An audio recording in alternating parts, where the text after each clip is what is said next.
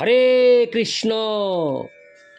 আজ 11ই চৈত্র 1431 ও 25শে মার্চ 2025 মঙ্গলবার একাদশী পাপমোচনী। এই পাপমোচনী একাদশীর দিনে আমি শ্রীমদ্ ভাগবতম পাঠ করছি। আজ আমি পাঠ করছি শ্রীমদ্ ভাগবতমের চতুর্থ স্কন্ধ প্রথম ভাগ অষ্টম অধ্যায় ধ্রুব মহারাজের গৃহত্যাগ ও বনগমনের শ্লোক 53 থেকে 55। নারায়ণ হে নারায়ণ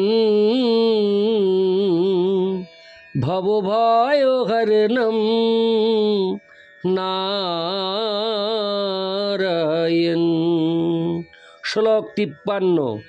জপস্য পরম গুহ্য শ্রুয়তাং মে নৃপাত্তজ জং সপ্তরাত্রং প্রপঠন পুমান পশ্যতি খেচরান। অনুবাদ: হে রাজপুত্র, আমি তোমাকে এখন সেই মন্ত্র সম্বন্ধে বলবো যা এই ধ্যানের পন্থায় জপ করা কর্তব্য।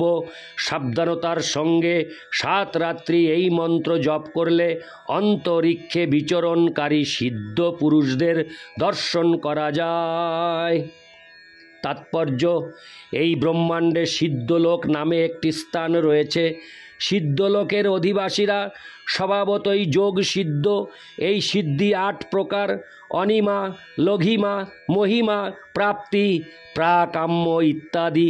লঘিমা সিদ্ধির দ্বারা অথবা লঘু থেকে লঘুতর হওয়ার ক্ষমতার দ্বারা সিদ্ধ লোকের অধিবাসীরা বিমান অথবা অন্তরিক্ষ যান ব্যতীত গগন মার্গে বিচরণ করতে পারেন। এখানে নারদ মুনি ধ্রুব মহারাজকে ইঙ্গিত দিয়েছেন যে ভগবানের চিন্ময় রূপের ধ্যানের দ্বারা এবং মন্ত্র জপের দ্বারা 7 দিনের মধ্যে এমনই সিদ্ধি লাভ করা যায় যে গগন মার্গে বিচরণকারী মানুষদের দেখতে পাওয়া যায়। নারদ মুনি জপ শব্দটির ব্যবহার করেছেন, যা ইঙ্গিত করে যে মন্ত্র উচ্চারণ করতে হয় অত্যন্ত গোপনীয়ভাবে। কেউ প্রশ্ন করতে পারে, তা যদি এতই গোপনীয় হয় তাহলে কেন তা শ্রীমদ্ ভাগবতে উল্লেখ করা হয়েছে? এই মন্ত্র গোপনীয় হওয়ার অর্থ হচ্ছে যে গ্রন্থে প্রকাশিত মন্ত্র যে কোনো স্থানে লাভ করা যেতে পারে, কিন্তু তা গুরু পরম্পরা হরেকৃষ্ণ গুরু পরম্পরা ধারায় প্রাপ্ত না হলে সেই মন্ত্র কার্যকারী হয় না।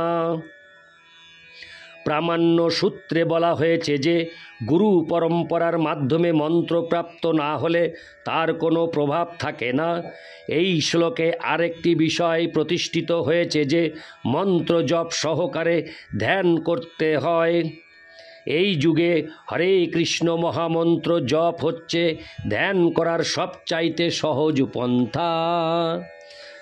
হরে কৃষ্ণ মহামন্ত্র জপ করা মাত্র শ্রীকৃষ্ণ, রাম এবং তাদের শক্তির রূপ দর্শন করা যায় এবং সেটি হচ্ছে সমাধির সিদ্ধ অবস্থা। হরে কৃষ্ণ মহামন্ত্র জপ করার সময় কৃত্রিমভাবে ভগবানের রূপ দর্শনের চেষ্টা করা উচিত নয়, কিন্তু যখন নিরপরাধে নাম জপ হবে তখন আপনা থেকেই ভগবান জপকারীর কাছে তার নিজের রূপ প্রকাশ করবেন। তাই জপকারীর কর্তব্য হচ্ছে সেই শব্দ তরঙ্গ শ্রবণে মনকে একাগ্রীভূত করা এবং তখন তার দিক থেকে কোনো রকম প্রয়াস ব্যতীতই ভগবান আপনা থেকেই তার কাছে আবির্ভূত হবেন। ইতি শ্লোক 53। শ্লোক 54। ওং নমো ভগবতে বাসুদেবায় মন্ত্রে নানেন দেবস্য কুর্যাদ দ্রব্যময়ীং বুধ সপর্যাং বিবিধৈর্দ্রব্যৈর্দেশ কাল বিভাগবিত। অনুবাদ: ওং নমো ভগবতে বাসুদেবায়। এটি শ্রীকৃষ্ণের আরাধনার 12 অক্ষর মন্ত্র। ভগবানের শ্রীবিগ্রহ স্থাপিত করে এবং মন্ত্র উচ্চারণ করে ফুল ফল ও বিবিধ খাদ্য দ্রব্য প্রামাণিক বিধি সহকারে ভগবানকে নিবেদন করা উচিত। তবে তা দেশ কাল এবং সুবিধা ও অসুবিধা বিবেচনা করে করা উচিত।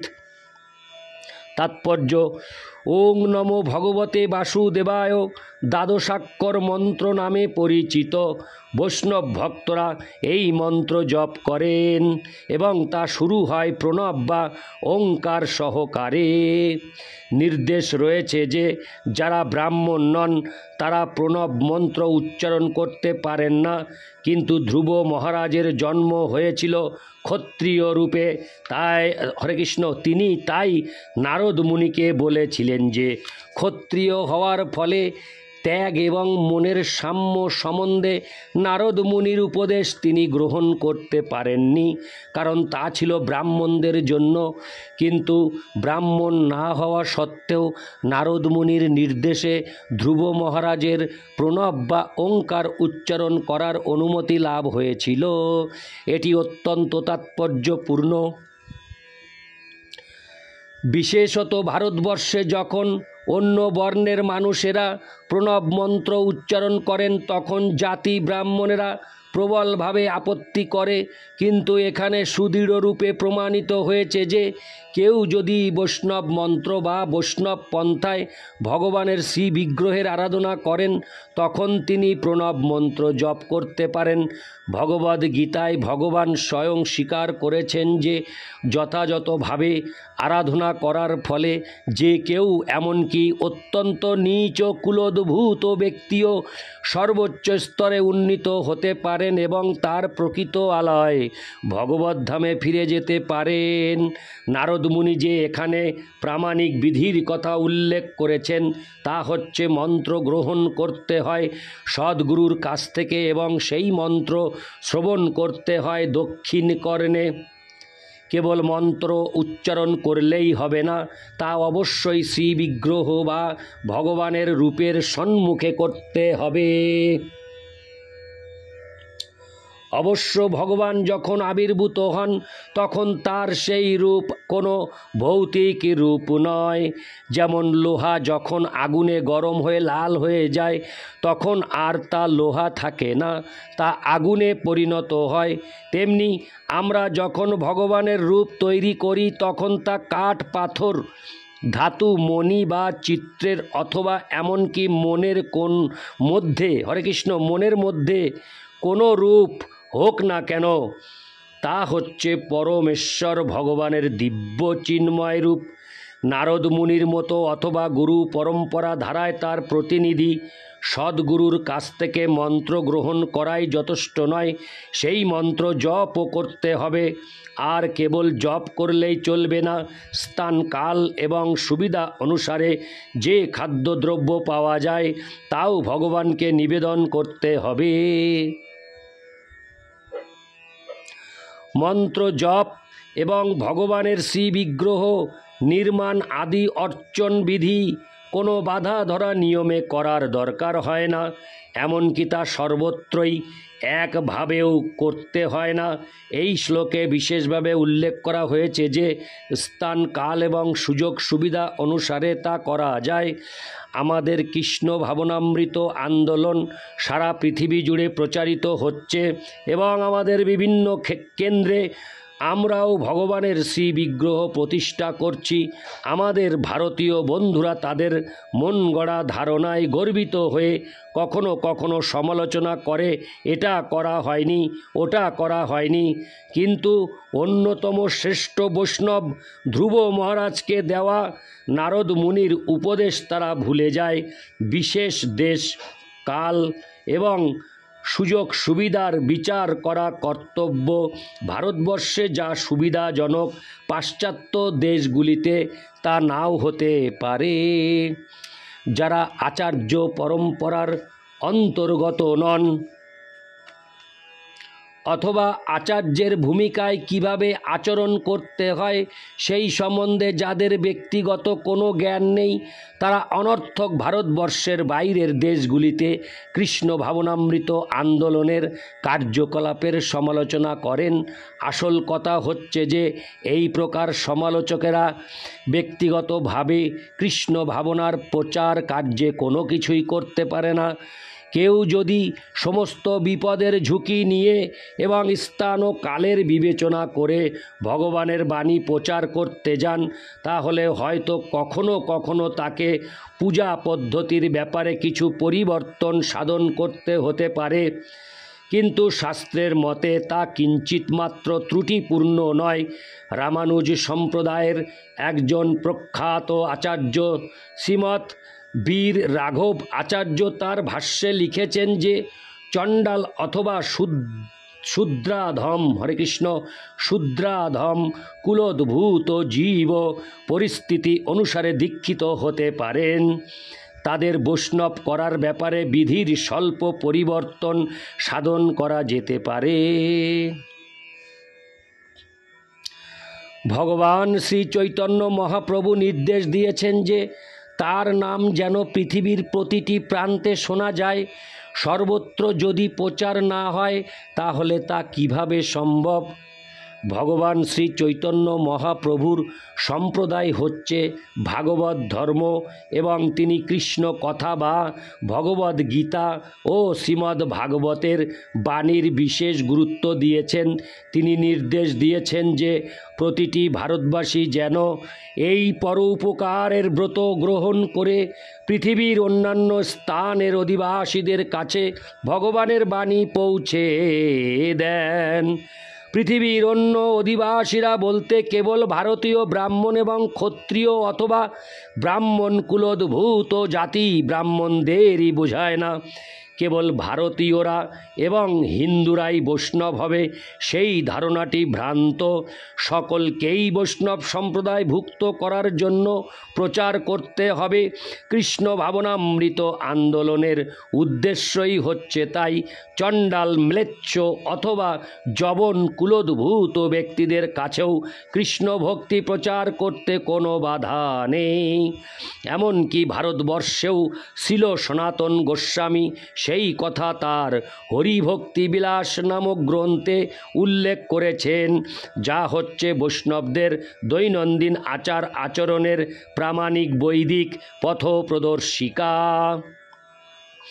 সনাতন গোস্বামী বলেছেন যে রাসায়নিক প্রক্রিয়ায় পারদের সংযোগে কাঁসা যেমন সোনায় পরিণত হয়, তেমনি যথাযথ দীক্ষাবিধির দ্বারা যে কেউ বৈষ্ণবে পরিণত হতে পারে। মানুষের কর্তব্য হচ্ছে গুরু পরম্পরা ধারায় সদ্গুরুর কাছ থেকে দীক্ষা গ্রহণ করা। একে বলে দীক্ষা বিধান। ভগবদ্গীতায় শ্রীকৃষ্ণ বলেছেন, ব্যাপাশ্রিত সদ্গুরু গ্রহণ করা কর্তব্য। ব্যাপাশ্রিত সদ্গুরু গ্রহণ করা কর্তব্য। এই পন্থায় সারা পৃথিবীকে কৃষ্ণ ভাবনায় রূপান্তরিত করা যেতে পারে। ইতি শ্লোক 54। নারায়ণ। হরে কৃষ্ণ, হরে কৃষ্ণ। এখন আমি পাঠ করব এই অডিওর সর্বশেষ শ্লোক 55। শ্লোক 55। শ্লোক 55। সলিলই শুচিভীর মাল্যৈর বনৈর মূল ফলাদিভি। হরে কৃষ্ণ। শ্লোকটি প্রথম থেকে পাঠ করছি। সলিলই শুচিভীর মাল্যৈর বনৈর মূল ফলাদিভি সস্তাঙ্কুরাং সুকৈশার চেতুলস্যা প্রিয়য়া প্রভু। হরে কৃষ্ণ। প্রিয়য়া প্রভুম। অনুবাদ: শুদ্ধ জল, শুদ্ধ ফুল ও মালা, ফল ফুল এবং শাকসবজির দ্বারা যা বনে পাওয়া যায়, অথবা নবীন দুর্বা ঘাস, পুষ্পের কলি, এমনকি গাছের ছাল দিয়ে পর্যন্ত ভগবানের পূজা করা উচিত। আর যদি সম্ভব হয় তাহলে তুলসী পত্র নিবেদন করা উচিত, যা পরমেশ্বর ভগবানের অত্যন্ত প্রিয়। তাৎপর্য: এখানে বিশেষভাবে উল্লেখ করা হয়েছে যে তুলসী দল ভগবানের অত্যন্ত প্রিয়। প্রত্যেক মন্দিরে অথবা ভগবানের আরাধনার কেন্দ্রে তুলসীপত্র রাখার ব্যবস্থার সম্বন্ধে ভক্তদের বিশেষভাবে যত্নবান হওয়া উচিত। পাশ্চাত্যের দেশগুলিতে কৃষ্ণ ভাবনামৃত আন্দোলনের প্রচার করার ব্যাপারে আমাদের সবচাইতে বড় দুঃখের কারণ হয়েছিল যে সেখানে তুলসীপত্র পাওয়া যেত না। তাই এখানে বীজ থেকে তুলসীর চারা তৈরি করার জন্য আমরা আমাদের শিষ্যা শ্রীমতী গোবিন্দ দাসীর কাছে অত্যন্ত কৃতজ্ঞ।